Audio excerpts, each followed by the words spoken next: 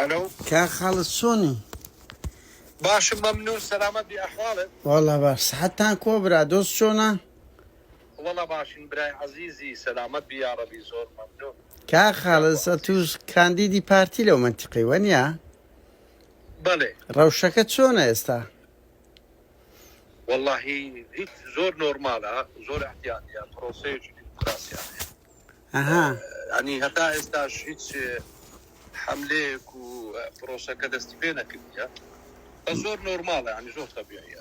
ادي اوغاتني سباي جيشي تركيا هيك تأثيري نكرديا بخواي جنابت والله من جنابتنا ناس والله من كابراكم روجنامة نوسم كاك خالص رأيت يلا سو جيشي تركي هاتني جيشي تركي وكانديدا بارتي لو منطقية ببورة دنك تقطع بو بس ناود بزارم لوي هر ناود امن ناوم قادر نادرة سبتاوك قادر والله هاتني زي شي ترك طبعا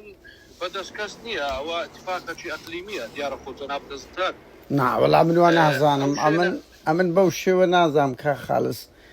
لا خاجر روجنامة نيوز بمتابعة اكي مثلا اخبار وشتيوه بالنسبة هاتني زي شي ترك قادر او شوناني كزي شي ترشي ليا هرخوي اعوداني لينيا شون تنقول خوي سايك لوان قندي منها يك لوان قندي منها كا خالص اتو هيزكتان هي اتو بارتي هيزكتان هي حكومتي كردستان وايا انا او هيزا داندرالو حماية بكا هر هيزك بيت دا اولا همو دنيا بله كا قادر دنك قطع بيك دوباره بيولوي بتواني شو همو هيزك هر ولاتا كهيزش عسكري هي لو دفاع لاجتماعنا كي خوي بكا وايا انا اما چندین ویدیو من دیدی پارتی اصلا به آشکارا هریکاری جیشی ترک دکاتن و گوندی کرد تخای قوس دیان گوندی کرد سوتا صدان کس شهید بوا 381 زار ترکیه لو ماوانه هرشوشتی کردیا ایدانک ناکری رزو باقی خلق مثلا دستین دری مرو مالات در بدر دکریه اتو كانديد يعني تستبي لبو خلشي او منطقي ازاني كاك قادر من حزكم او موضوع ناكري او هبس هذه تماشا اگر جل براي خود فرمو اما اصلي خوي استا غندي ما مزاحي اما مزاحي او شراني اما مزاحي او هزي فكك كلبيها اما مزاحين يعني براسي بيت بليم تقريبا او زياده ل 20 ساله او غندي ملوي تا استا اودان نكراي او يجي بله خطة سنوري هي لمنطقة برادوس بابله لا شويني برميزة بقرتا أجات منطقة نولان وخلينا تا أو منطقة كخطة أو عوداني تدانية بس هذي بككيلة أجر ببيرد باتفاق شيء أمني كرا بين العراق وإيران وتركيا أو اتفاق أمنية علاقة بحكمة هرمي كردستان هو وانا حكمة هرمي كردستانش اتواني الرجريلي بكا وانا حكمة هرمي كردستانش اتواني بلي وريان مي او اتفاق امنية بيش استاشرفا لسالي هشتا كان لقى الحكومة العراقية او اتفاق امنية هرهبوت بين شلومتر زي شي ترك لوي هي داخلي او سنورانه بك لما ويتسانت كا خالص تخوا يك دقة يك جيشي ترك النوتيك وزرت فردكا يكم زارينية ببيع اتفاق حكومة العراق دوي عزبي بأس كردي صدام كردي لو ما ويتسانت قبولي كجيش ترشي داخل بي أبدي بيداب نشيو على بتخوا قوس الرباي لسر شارقون دابندريه حاولاتي عراقي يعني كبر رجز عراقينا همومان ببي ويرادي خومان بكوجي صدام ما قبول ذكرت يعني بوجدان بلين عندك صدام دجمني سر سختي كتبو تاي من انجو شد جرنا اتفاق كربو كما ماويج كرت بيو بقريتوا او نيوي باديناني داجي كرديا همو منطقيتو داجي كرديا اگر بيسر او منطقيت كشتخوي قوس كا خالص بيزي بارتي هزي بارتي لروشالاتي كردستان ولا تشي قندك بوقت خوي كاد مثلا منطقية كرت هماشت او برادراني قنديل ديكن يعني خو بارتيش لو قندانا بو لسسنو رقام بو وني هنده قندي كردكاني وكرت بعض بوردو معني دا كرت شربو لي ونيا هەمان لای مەشوا بوو برادۆست شوا بوو ئێوە نیە یعنی ئەوە نییە پێشمەکە کە چوبتە قەندیلی چادەوروبەرەکەی ئیتر دوژمنەکان بۆمباران دەکەن هەموو هێزەژیەیە بەس ئەنگۆ و کاندیدی پارتی وەکو خەرچی منتیقەی کانگۆ زەرمەندی یەکەمن چیت پێ لەو خەڵکەی لە ئەو خەڵکەی کە سبەی دەبتە دەنگدان داوای چی لێ دەکەی کە تو ناتوانانی ڕەز و باغی بپارێزی گیانی بپارێزی فەرموو کاکە خاڵس بەڵێ کاقادر مەسەلەی ئەم بۆم تەوزیح کردی یعنی جێشی تورک نەهاتە ناو قەزا و ناحیمە ئەمن عیلاکەم بە بادینان وەنیە هیچ شارەزای کاندیدی پارتی بە قوربان خۆ مشکلە عەشیرەتگەری نییە من تۆ کاندیدی حیزبە چی ئەو حیزبەت نیوەی بادینانی ئێستا کە تەسلیمی پارتی کردیە کا خاڵس لە چێ بووە توخای قەوس لە چێ بووە سەیتەرە لە ناو حکوومەتی هەرێم یعنی سەیتەرە دابدرێتەوە لە ناو بە ئامێدی حکوومەتی تورکیا ئەو زەکات قادر ئەمە کاندیدین ئەمە ئەندام پەرلەمان نین کاندید فەرقی هەیە ئەندام پەرلەمان فەرقی هەیە ئەندام پەرلەمان قسە ئەکا پرۆژە تەقدیمەکە بڕیار دەرەکە سەخت ئەخاتە سەر حکوومەتی عێراقی تورکی هەرێم بەڵام ئێمە کاندیدی بەنسبەت کاندید منتیقەی بادینا من معلوماتم لەسەر نییە منش لە تەلەڤیزیۆن ئەبینم و متابعەکەم بەو شێوەیە ئێڕەی چییە بەنسبەت منتیقەی معلوماتم هەیە بەنسبەت منتیقەی برادۆست معلوماتم هەیە هەر وەکو بۆ جەنابتم تەوزیح کرد ئەو خەتە سنووریەی کە جێشی تورک هاتووە مەدەنی تێدا نییە یعنی ئەو گوندەیمە ئێستا حالیان گوندی خۆمانە ئەڕێی بەهاشتە لەسەر گوندەکان بۆ هەتا ئێستا نەمانتوانیوە ئاوەدانی بکەینەوە هەتا ئێستا نەمانتوانینەوە بچینە ئەو شوێنانە هەتا لۆڵان هەتا خنێرە خەتێک هەیە سنوورە جێشی تورک نەهاتوتە ناو مەدەنی بڕێن مەسەرەن خەڵک بگری خەڵک بکوژی تاڵان بکە ئەدیە و هەموو خەڵکەی چەند کەس شەید بووە لە کوردستان خۆ مشکلە هەر برادۆست نییە کورە ئەو معلومات و پرسیاری برادۆست دەم نەکەی من لەسەر برادۆست ئەم جواب دەدەمەوە کاندیدی پارتی هەیە کاندیدی بادینان هەیە لەوێ ئەگەر ئەتوان پرسیار لە کاندیدی بادینان بکەی معلومات زیاتر ئەم بۆ ئەوە مەکا قادر معلوماتی بەعادەت دەبێت کا خاڵس ئەوڕۆ پێشمەرگەی پارتی شەید بووە هەفتەیەک لەمەوە بەر پێشمەرگەی پارتی شەید بوو دی دووبارە وایە نەبەرج ئەویشی تورکی دووە تو خۆ کاندیدی کاکە ڕاستە لەو منتیقەی بەس ئەتو نوێنەری پارتی لە برادۆست واتە کادیرێکی پارتی سبەی دەبێ پەرلەمانتار ئەنگۆ مشکلە کێشە لەوە نییە یعنی ئەتوو ئێستا نوێنەری پارتی ئەتوو تەمسیلی پارتی دەکەی پارتیش هەر لە برادۆست پێک نهاتیە لەو سەر تاسەری هەموو سیاسەتی پارتی ڕەپت دەبی بە تو خەڵک خۆر بەس اختصاست دەکەویتە ئەو بەڕێ بۆیە تۆ ڕێی چیە لەسەر ئەوی جێشی تورکی ناو ئامێدی سەیتەرەی دانایتەوە چه هەیبەتی حکومەت دەمینێتەوە کاقادر من لۆ جەنابتم تەوزیح کرد ئێستا کاندیدێکی بادینان پرسیاری منتیقەی برادۆستی لێ بکە لەوانەیە زۆر شارەزایی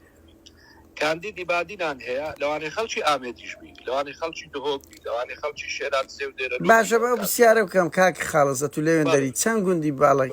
برادۆستیەکان کە تەبەر تۆپ و تەیارە و خەڵیان خەڵک شەید بووە مادام خەڵکی وێن دەری ئەو گوندانەی کە کەوتۆتە ژێر دەسەڵاتی جێشی تورک ئاوادان نەکراوە لە بیدایەتەوە نەک ئێستا بڵێن بە بۆنێ جێشی تورک من باز لەوە دەکەم ڕەزوو ئەمن بۆ خۆم پار چەندی نوێنەم بڵاو کردەوە خەڵکی برادۆست بوون ناوی گوندەکانیشم نووسی کە ئەوانە دەربەدەرکران بەهۆی بردومانی جێشی تورکی ئەوانێک کە ئەو خەتێک کە بەڕاستەکەم کاکات مەسەرەن با بڵێم لە بەرمیزە تا دێ بۆ دەشتێت و ئەوانە کە دێ بیدات کە داخلی ئەو سنوورە ئەبێ کە داخل ئەبێ بەبێ اتفاق لەگەڵ حکوومەتی عێراق هەندێک گوند هەیە لە نزیکن لەو خەتە بەڵام دوایە هەمویان گەڕان و شوێنی خۆیان تا ئەو لەحزەیە قسە لەگەڵ جەناب یەک ئاوارەی نییە تا ئەو لەحزەیەش ئەو شوێنێکە جێشی تورک ئەڕوا مەسە بۆ شاخانە چۆڵە مەرعایە نە ئاوەدانی تێدا هەیە نا ئێستا مەسەرەن کوێستانەکان منتیقەی کوێستانەکان خەڵکی کوێستانی لێ و کوێستانکەری لێ و جەماعەتی خۆی هیچ مشکلەشان نییە ینی بەولاوە نەچوە یان جێشی تورکی زۆر نەرمونیانە لەگە خەڵک بەڕێی تو جێشی تورک ئەخر نەهاتۆتە ناو خەڵک کە نەرمونیان بێ نهاتۆتە ناو بەس خاکتی داگیر کردیە کاک خاڵس کا خاڵس ئینسان دیتە تالیبانێکی بەڕیش لەسەر 5 سانتیمەتر شەڕەشی کرد لەگە ئێران دەبینی وایەنە ئەوە هاتیە براکەم هەتا بن پیلت هاتیە خاکتی داگیش کردیە خەڵک برا لەسەر برا لەسەر 1 مەتر زەوی شەڕیمان دەکرد ئەمش پرسیارێک دەجەنابەت بکەم فەرموو هیچ هێزێکی تورکی ئەو عەفو ببوورە هیچ هێزێکی کوردستانی بەو ئیمکانیەتە کەمە کە هەیەی بەو ئیمکانیەتە کەمە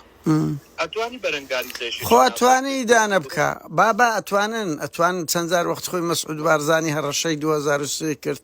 گوتی جێشی تورک بێ ئەمە شەڕیمان و نەمان دەکەن شەڕی دەبینە دیار بەکرد دوای خۆ پێی دەکرێت ئیدانە بکە خۆ پێی دەکرێتن لە مەحفەلی نێو دەوڵەتی بجوڵێنی لۆ کوشتنی دەپازدە تخوای قەوس فواد حوسێن لە بۆ شەیدکردنی دەپازدە عەرەبی دنیایان خراکرد کە دەستیان خۆشبی گەشتیارە عەرەبەکان لۆ ئەو هەموو ڕووداوای هیچ قسە ناکەم بە پێچەوانەوە بە پێی زانیارەکان پارتی یاریکاری جێشی تورکیشە بەخوای کاکادر بە پێی زانیارەکانی من بالۆ جەنابەت بەحس بکەم نە بەدەست پارتیە نە بەدەست یەکێتیە نە بەدەست حکومەتی هەرێمی قەی ناگەنا کاکە بەدەستیش نەبی تو دەبی ئیدانە بکەیت خاکت داگی خۆ پەڕە کاغازەکەت پێ دەرەکرێ کاکێ قادر بەخوا هەندێک ڕاستی هەیە جەنابش دەزانی حکومەتی هەرێم لە چارچێوەی حکومەتی عێراقە حکومەتی فیدرالە حکومەتی عێراقی ئیتیفاقێکی ئەقلیمی هەیە ئەوە دامانە ئەو جارەی بوو کاکە خاڵس ئەدی لە نۆتویەکەوە بەڵێ ئەسڵ بوو لە جارە دیکە کاڵەی کاک مەسعود ئیدانەی کردیە ئەو کاتی جەنابیان هیچ ئیتیفاقێکی ئەمنی عێراقی ئێرانی نەهاتووە ئارایە خۆی بەتەنیا بوو بەڵام ئێستا لەوی گەورەترە و مەوزوعە لە هەرێمی کا خاڵز لە نۆتویەک لە بۆ ئێستا نۆت دوو لە بۆ ئێستا دەزانین چەند جار جێشی تورکی لەگە پارتی پێکەوە شەڕی لەو منتیقەن گۆ چەند جار جێشی تورکی و پارتی پێکەوە شەڕی یەکەم جارە هاتووە یەکەم جارە نەخواستم ئێستانیە یەکەم جارە با بڵێم لە پارێکەوە ئەو جێیش بەڕسمی ینی هاتووە بەڕسمی کورە برا بەڵام شەڕ هەبووە تیارە لێدایە تۆپ لێدایە لە پەکەکەیدایە قەت پارتی لەگە جێشی تورکی پێکەوە هجومی سەقەندیلەکانیان نەکرد لەسەر قەندیل قەت ناکردە ناناخۆ قەندیل لە سنووری پارتی نیە نا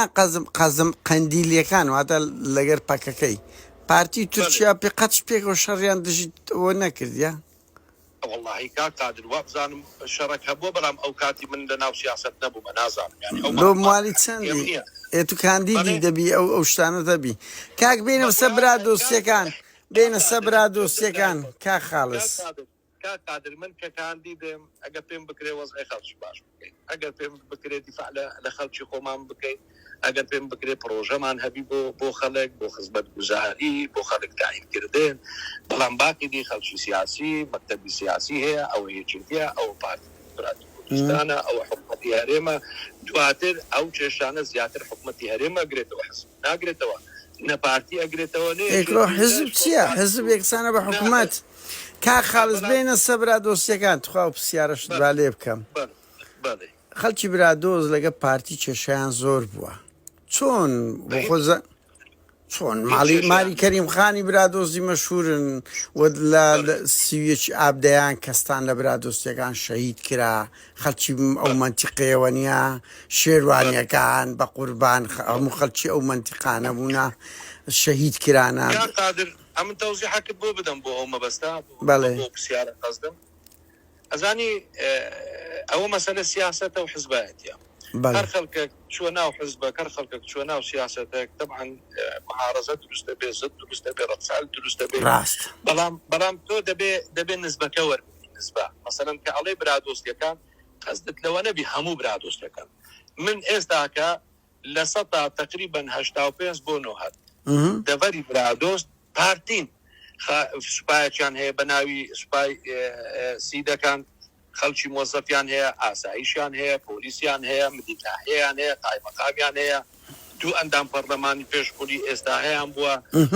هیچ کێشەیەکی عائیلی نییە کێشەی شخصی با نەبێتە کێشەی سیاسی کێشەی شخصیش هەندێک جاران داواکاری هەیە ئەبینی لەسەر داواکاریەکان تشتێک مەسەلەن کێشەیەک دروستە بێ وەکو شخصی بەڵام وەکو عەشیرەتی برادۆست ئەبەدەن یەک موشکیلە لە لەگەڵ پارتی هەیە نەگەل ماڵی بارزانی هەیە کە جەنابەت ئەڵێ تا ئەو لەحزەیە من قسە لەگەڵ جەناب دەکەم هەمیان وەکو بران هەمیان پێکەوەن جا من ئێستا بڵێم وڵا کێشە هەیە من عەشیرەتی برا دۆستم و من لە بنە ماڵی حاج بە جوانم یان ماڵی میدانی برا دۆستم و کێشەمان لەگەڵ بارزانیان هەیە نەتان بووە لە سویەکی حقیقەتە کات قادرەوە حقیقەتە کا خاڵست خوای قەوز ئەو سوپایە لە بۆ هەندێک دروست نەکرا لە ئەوەی بەینینگۆ و برا دۆستیەکانی تکا ینی لە ماڵی کەریمخانی وەکو دیارە حەقا ینی ئەم نەکشت بڵێم لەو ڕوانگەی یعنی حزب مادام زەبر و زەنگ بەکارنەبنی حەق خۆی سیاست بکە هەرچەندە ئەو هێزەی درستی کردیە هێزەکە لە وەختە درستی کردیە کە تەعینات نەما وایانە کە نا کا قادر ئەو معلوماتە با بۆ ڕاستکەم و برای عەزیز سوپای سیدەکان لە ساڵی نۆهەتەکان هەیە لە چارچێوەی فەرماندەی هەڵبوردە هەر سوپایەک نییە سوپای باڵەکە سوپای سیدەکانە ئەو منتیقەیە منتیقەیەکە سوپای خۆی هەیە ئەوە یەکیان دووەمیان ئەو هێزەی جەنابەت باسەکە ئەزانم مەبەستت چییە ینی عەلە ئەساس هێزێک ئێستا دروست کراوە ئەو هێزە بە ئیسرافی ماڵی بارزانە بۆ لە ناوبردننی برا دۆستە بۆ ئەو هێزێ با بۆ نانە ئەم پرسیار دەکەم ئەو بینی خۆیانە من کێشەم لێرە نییە ئەم پرسیار دەکەم ئەو هێزەی دروست بووە دوو ئامۆزای دوو برازای کەریمخانی وانە کوڕەمامتە ئەوەی لەگەرەوە لە دژ جیوان دروستیان کردیە بۆ ئەوەی کاکە خۆ ڕەوە ئەمن یەکش پێ بڵێم مادام حزب وەسیلەی قناعت بقسێ من هەبی یەکەم من خەڵکی برا دۆستمەوە دوێ شەوێ لەوێ هاتیم ئەو هێزەی بەحسەکەی هێزەکە یەکەجان ئامۆزامانە ئامیر فەوزە کاکشەوە یەکەچی دیکە کوڕەمام ناوی سافیە ئەو فەقیرەی مەکتەبی تەواو کردیە کولیەی تەواو کردیە داخلی کولیەی ئەکادیمی زاف ئەوانە لە کۆنەوە پارتی بوون لە کێوە بوونە پارتی هەموو لە ساڵی 1992 شەواف لەوێ پارتیە لەساڵی 1992 ئەدی جەنابەت بەڕێزت ئەیز بەڕێز ساڵی چەند بێ پارتی ئەمن ئەو 4 ساڵێک بوومە پارتی ئەی پێشترێت چ بووی کاک خاڵس دیارەوە مافە ها بەزەمنەوەکو زانیاری دەمەوێت بە خوێنەر بە بینەر بگەن زۆر احتیاجی جواب دەمەوە کاک قادر شتەکان واقعین من پێش ئێستا یەکێتی بوویمە ئەندامی مەکتەب بوویمە لە دوای کۆنگرەی چار ئیستیقالەم کرد لە یەکێتی لە ماڵی خۆم دانیشتم تەقریبا 2 ساڵە هەر لەوە زیاتر نەبووە ینی بڵێم ئەو 3-4 ساڵە چۆنە بووە پارتی ئەو جارەی بەڵێ خۆ بووە پارتی ئەنیە تو لە یەکێتی بێ پارتی یعنی چ گۆڕانکاریەک قادر قەناعەتە من لە یەکێتی بووم ئیستیقالەم کردووە لە ماڵی دانیشتمە 3-4 ساڵ هاتوومە ئێستا بوومە پارتی لەگە پارتی و قەناعەتە ئینسانیشتی شخصیە باشە ئەو قەناعەتە باش ینی پارتی چ گۆڕانکاریەکی کردی هەتا ئینسان ببتە پارتی بەرەو باشی چوون ئەزانم لەوانەیە بەنسبەتە تو پارتی خراپێ لەوانەیە بەنسبەتە ئاخر باشی چی کرد ئەتووای کرد لێکی باش بێ لەوانەیە من عەکسی جەنابەت دوم زۆر تەبیعیە ئەزانم نانە ئەوە ڕاست ئەمن لەگەڵت دامە ڕاستەکەی بەڵام ئەمن دەمەوێت تێ بگەم یعنی ئینسان لە لێچێتی بێتە پارتی دەبی شتەشی نوێ پارتی کۆمەڵێک ئەزانم کاک خاڵس ئینسان کە دەبتە پارتی دەبی پارتی کۆمەڵێک ئینجاز بکە لە بۆ نەک شخصی تو لە بۆ میلەتەکەی دەستکەوتی هەبێت تا خەڵک سەنگەر بگۆڕی پارتی چی کردی ئەتوو بێ بەوازەحی با پێت بڵێم من کە ئەیبینم پارتی دەستکەوتی هەبووە وەکو من کە ئەیبینم لە شەڕی داعش من کە ئەیبینم ئەمنیەتی ئەو وڵاتی پارێستیە وە داکۆچی لە مافی ڕەوای خەڵکی کوردستانەکە ئەوەی ئەیبینم بارە قورسەکە زیاتر لەسەر پارتیە ئەوەی ئەمن ئەیبینم ئەوە قەناعەتە ئەوەی من ئەبینی ئەوەش هەر ئەدوو ئازادیە توش بە پێچم من تەدەخلی ژیانی خەڵکی ناکەم مطلقاً بەس ئەوەی چێتیژە شتانەی کردیە براکەم یەکێتیش لە شەڕی داعش عنیەتی مان ئەگەر بەو پێ بێت خۆ ینی چ شتە چوانە دوو دەرێ پارتی پرسیاری پارتی لە منەکەی نەکی یەکێتی ئەمن جابێ جەنابتە دەمە بۆەوەی کە پرسیاری پارتی ئاخر ئەزانم کاک خاڵس قەزمنەوەی ئەو شتانە تو ژمادت لە یەکێتیشدا هەیە ئینسان سەنگەری حزبێک لە بۆ حزبێکی دەگۆڕی پارتی شتێکی زیاتری کردبی ئەزانی کاک قادر ئەوە زۆری ئەوی وڵات دەبی 2 ساعاتە پێکەوە دابنیشین لە کافتریا باشە کاک برا کاک خاڵس لە منتیقەی برادۆست ئازادی بیرڕا هەیە ینی خەڵک ئەرێ وەڵا حەزەکەی تۆ بە من بڵێ بڵ منتیقەی برادۆست لای پێک بکەوە بە کەیفی خۆت قسە بکە ئەگەر ئەدیرۆ من نابینم باشە لۆ نابینین ڕۆژێک ناڕەزایەتیە کەبی تووڕەبوونە کەبی خۆپشاندانە کەبی یعنی هەموو شتێکتان تەواوە هەموو شتێکتان ئەرێ والله هەموو شتێک تەواوە هیچ عیبی نییە ئەوەی بەحسە نەکرێ هەموو دیعایەیە ئەوەی دوژمنانە ئێستا جەنابەت لە ماڵی خۆت لەگە منداڵەکانی خۆت کەبابی هیچ عیبت نەبی با من هەر لێرە برێم وڵا کاک قادر ماڵ و منداڵەکانی لێ ناڕاستی یعنی هیچ مشکلە وەرە لەسەر کەفارەتی من وەرە هەولێ لەسەر کەفارەتیم ئەو وعدەت پێ ئەدەم سواری پێکەوە ئەڕۆین ئەچینە منتیقەی برادۆست تەماشای منتیقەی برادۆست بکە ئەگەر یەک مشکلە لە منتیقەی برادۆست ئەبی